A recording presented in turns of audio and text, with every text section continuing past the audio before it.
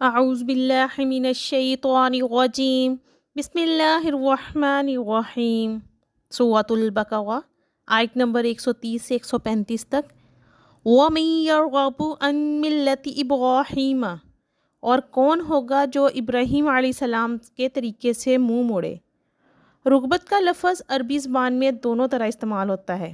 راغب الیہ کا مفہوم ہے کسی شے کی طرف رغبت ہونا، محبت ہونا، میلان ہونا، جبکہ راغب عن کا مطلب ہے کسی شے سے متنفر ہونا، کسی شے سے ابا کرنا، اس کو چھوڑ دینا، جیسا کہ حدیث میں آیا ہے فَمَن رَغِبَ عن سنتی فلیس منی، بس جسے میری سنت ناپسند ہو وہ مجھ سے نہیں۔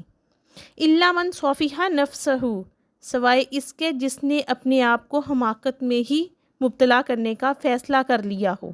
اس کے سوا اور کون ہوگا جو ابراہیم علیہ السلام کے طریقے سے منہ موڑے۔ وَلَقَدِ اصْطَفَيْنَاهُ فِي الدُّنْيَا، اور ہم نے تو انہیں دنیا میں بھی منتخب کر لیا تھا۔ وَإِنَّهُ فِي الْآخِرَةِ لَمِنَ الصَّالِحِينَ، اور یقیناً وہ آخرت میں بھی ہمارے صالح بندوں میں سے ہوں گے۔ وَإِذْ قَالَ لَهُ رَبُّهُ أَسْلِمْ قَالَ أَسْلَمْتُ لِرَبِّ الْعَالَمِينَ، جب بھی کہا اس کے پروردگار نے کہ مطیع فرمان ہو جاؤ، تو اس نے کہا میں مطیع فرمان ہوں تمام جہانوں کے پروردگار کا۔ یہاں تک کہ اکلوتے بیٹے کو ذبح کرنے کا حکم آیا تو اس پر بھی سر تسلیم خم کر دیا۔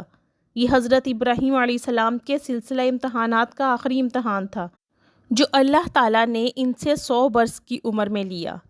اللہ تعالیٰ سے دعائیں مانگ مانگ کر 87 برس کی عمر میں بیٹا لیا تھا، اور اب وہ 13 برس کا ہو چکا تھا، باپ کا دستے بازو بن گیا تھا۔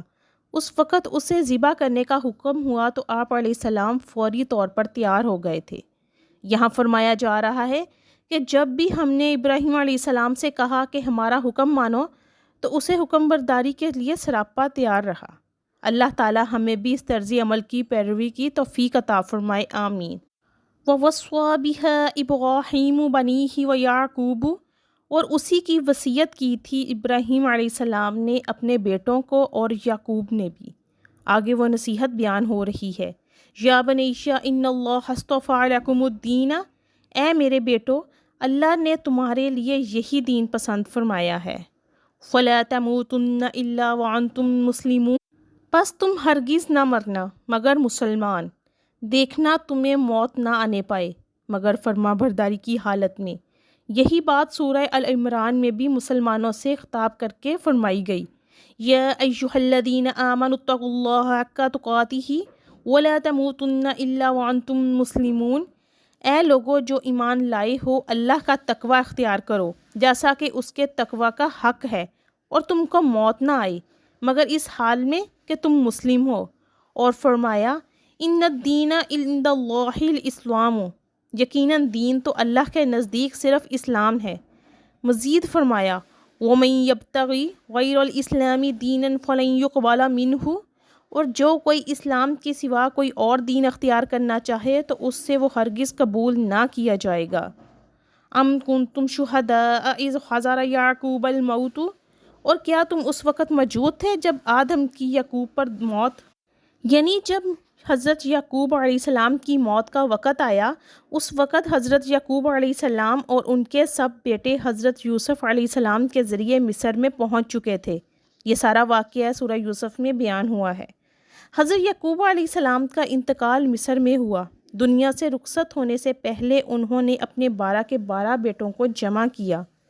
اذ قال لبنیہ ما تعبدون من بعدی، جب کہا اپنے بیٹوں سے تو کہ تم کس کی عبادت کرو گے میرے بعد، کس کی پوجا کرو گے، کس کو مانو گے۔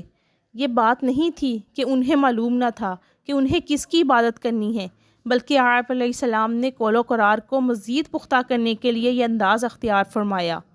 قالوا نعبد الہک و الہ آبائک ابراہیم و اسماعیل و اسحاق، انہوں نے کہا ہم بندگی کریں گے آپ کے معبود کی اور آپ کے ابا ابراہیم، اسماعیل اور اسحاق کی معبود کی۔ الہا واحدا، وہی ایک معبود ہے۔ ونحن لہ مسلمون، اور ہم سب اسی کے مطیع فرمان ہیں، ہم اسی کے سامنے سر جھکاتے ہیں، اسی کی فرما برداری کا اقرار کرتے ہیں۔ تلک امۃ قد خلت، یہ ایک جماعت تھی جو گزر چکی۔ یہ آیت اس رکوع میں 2 مرتبہ آئی ہے۔ یہ انسانوں کا ایک گروہ تھا جو گزر گیا۔ ابراہیم علیہ السلام، اسماعیل، اسحاق علیہ السلام، یعقوب علیہ السلام اور ان کی اولاد سب گزر چکے۔ لہا ما کسبت ولکم ما کسبتم، ان کے لیے تھا جو انہوں نے کمایا اور تمہارے لیے ہوگا جو تم کماؤ گے۔ یہاں پر پدرم سلطان بودھ کا دعویٰ کوئی مقام نہیں رکھتا۔ ہر شخص کے لیے اپنا ایمان، اپنا عمل اور اپنی ہی کمائی کام آئے گی۔ وَلَا تُسْأَلُونَ عَمَّا كَانُوا يَعْمَلُونَ، تم سے یہ نہیں پوچھا جائے گا کہ وہ کیا کرتے تھے، تم سے تو یہی پوچھا جائے گا کہ تم کیا کر کے لائے ہو۔ تمہارا باپ سلطان ہوگا لیکن تم اپنی بات کرو کہ تم کیا ہو، تم کیا لے کر آئے ہو، تم کیا کما کر لے کر آئے ہو۔ اس پس منظر میں اب یہود کی خباثت کو نمایاں کیا جا رہا ہے کہ ابراہیم اور یعقوب علیہ السلام کی وصیت تو یہ تھی، مگر اس وقت کے یہود و نصارہ کا کیا رویہ تھا۔ انہوں نے اللہ کے رسول صلی اللہ علیہ وآلہ وسلم کے خلاف متحدہ محاذ بنا رکھا ہے۔ وَقَالُوا كُونُوا هُودًا أَوْ نَصَارَىٰ تَهْتَدُوا، اور وہ کہتے ہیں یا تو یہودی ہو جاؤ یا نصرانی تو ہدایت پر ہو جاؤ گے۔ قُلْ بَلْ مِلَّةَ إِبْرَاهِيمَ حَنِيفًا، کہہ دیجئے نہیں، بلکہ ہم تو پیروی کریں گے ابراہیم علیہ السلام کے طریقے کی، بالکل یکسو ہو کر۔ ملتا سے قبل فعل نتبعو محذوف ہے، گویا بل نتبعو ملت ابراہیم وما کان من المشرکین، اور وہ مشرکوں میں سے نہیں تھے۔ اب مسلمانوں کو حکم دیا جا رہا ہے کہ یہود و نصارہ جو کچھ کہتے ہیں اس کے جواب میں تم بھی کہو